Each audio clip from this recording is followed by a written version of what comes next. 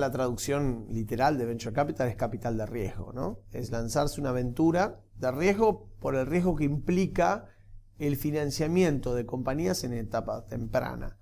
Y la etapa temprana es básicamente porque en general el producto o el proyecto en el cual yo estoy invirtiendo tiene alto riesgo de mortandad en los primeros 3 a 4 años de vida.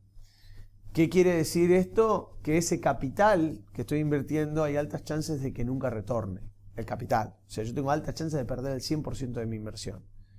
Si yo tengo altas chances de invertir el 100% de mi inversión, entonces empieza a jugar otros factores que hacen que el nivel de inversión que yo tengo que poner en determinado proyecto tenga que tener, no sea activos por los cuales ellos dependen mi flujo de fondos en mi vida.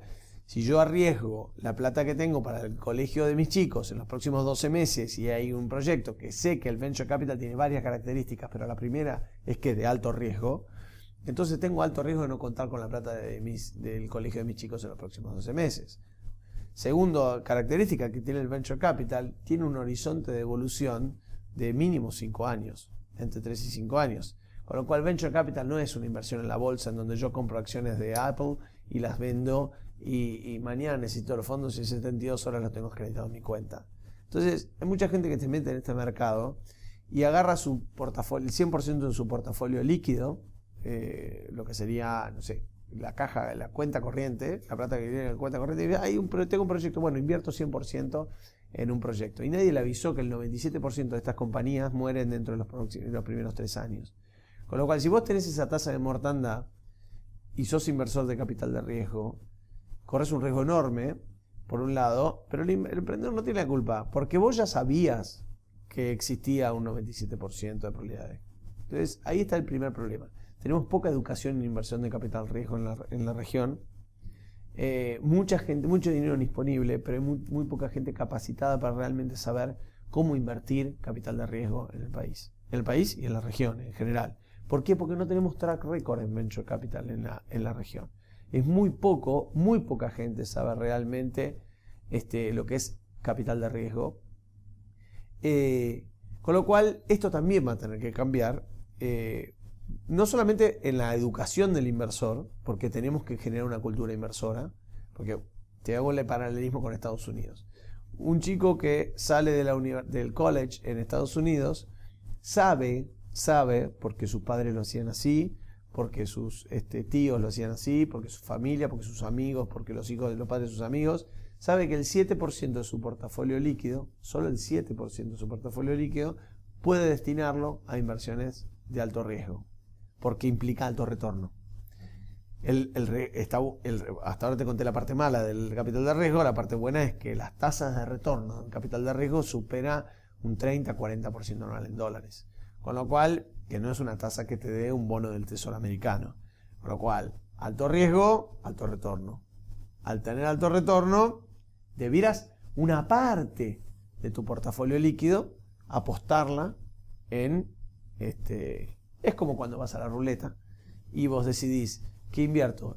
¿Pongo en negro o en rojo? Y decís, ¿qué chances hay? 50 y 50. Si yo te digo que ponieron en un pleno tu dinero, bueno, acá estás poniendo en pleno el 100% de tu dinero. Nadie pone el 100% de su dinero en un número.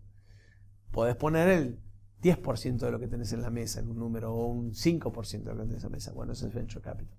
Entonces, cuando estás poniendo ese dinero, tenés que tener la seguridad de, primero, que si perdés esa inversión, tu vida no va a correr peligro en términos de tu subsistencia. No debiera estar ni siquiera en juego ese dinero en la mesa. Por eso invertir en capital de riesgo no es para cualquiera. ¿Okay? Hay otros mecanismos. Están naciendo fondos de inversión conjunta, nosotros acabamos de lanzar con aprobación de la CNB el primer fondo de Venture Capital público de la región, con la gente de Cohen, Sociedad de Bolsa. En realidad con la gente de fondos comunes de inversión, que es el primer fondo de Venture Capital montado sobre un fondo común de inversión, en donde los inversores todavía tienen que ser qualified investors o inversores calificados, que quiere decir que tienen que tener un patrimonio superior a los 700.000 pesos, pueden invertir arriba de 50.000 pesos en una cuota aparte de un fondo que invierte de 10 a 20 compañías nuevas.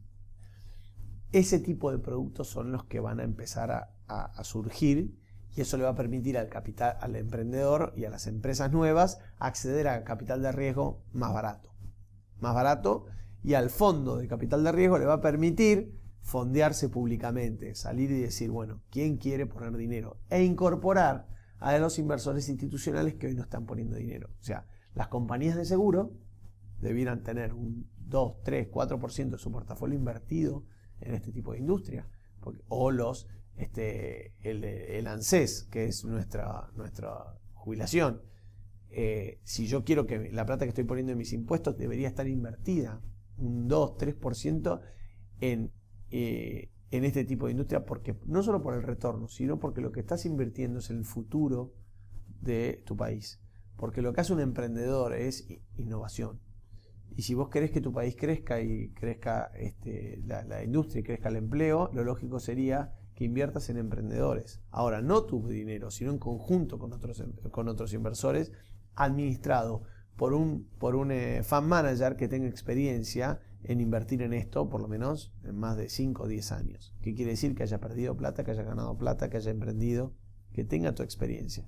Si yo te dijera mañana que te doy la posibilidad de poner 50.000 pesos en todas las inversiones en donde Santiago Bilinkis invierta, donde invierta Marcos Galperín, vos me dirías, qué interesante, no necesitarías ver los proyectos en que ellos invierten, con saber que ellos están poniendo su plata, a vos eso te alcanza. Y entonces una vez que invertiste, empezás a seguir los proyectos, te empezás a entusiasmar, te pones como mentor, empezás a involucrarte y ahí sí empezás vos a capacitarte como inversor. Una vez que tenés esa capacitación, recién ahí entiendo que estás listo para lanzarte formalmente como un inversor profesional o inversor ángel. Antes, el riesgo es adicional, porque el riesgo de que no veas una falla en el management, el riesgo que no veas en que el equipo no está armado como corresponde, el riesgo que no veas que el producto no sirve o no es lo que viene, es altísimo. En general, el inversor ángel o el inversor Friends Family, el amigos familiares, algunos, la triple F, Friends Family and Fools, yo les llamo fans, ¿no? Amigos familiares y fanáticos, invierten ese dinero en los emprendedores básicamente por afinidad, porque le quieren cumplir el sueño o porque se entusiasman, porque lo ven con tanto empuje que creen realmente que lo puede lograr y confían en él. Pero también invierten para que no les pida más plata en los asados el domingo, con lo cual es un mix, ¿no? Con el riesgo de que perder la plata de tu familia, de tus amigos en el medio del emprendedorismo, con lo cual hay muchas relaciones que se han roto por este tipo de cuestiones, y es porque en realidad no está profesionalizado ese mercado como debería en la región. No es tanto la falta de proyectos, que no hay falta de proyectos, porque los inversores de capital de riesgo dicen que no hay proyectos suficientes para invertir y los emprendedores dicen que no hay capital suficiente para invertir. Y en realidad es que estos proyectos no están lo suficientemente desarrollados por capitales más bajos para poder llegar a hacer lo que los americanos dicen investment readiness, que estén listos para recibir inversión. O sea, y eso es un poco el problema que tenemos hoy en la región, es atar el capital de riesgo con el capital emprendedor. Cuando tenés el capital emprendedor abajo y viene el capital de riesgo y se unen, ahí es donde pasa lo que pasa hoy en el mercado americano, en donde el Estado, en esta fase, en la fase donde la compañía ya tenés una prueba piloto, ya tenés un proyecto funcionando, tenés un equipo armado, sólido, que está expandiéndose, no interviene en Estados Unidos. En la región necesita intervenir, porque nuestros países son tan inestables que hace que el Estado tenga que suplir las ineficiencias en donde los privados no quieren arriesgar adicionalmente al riesgo país, sumarle el riesgo emprendedor.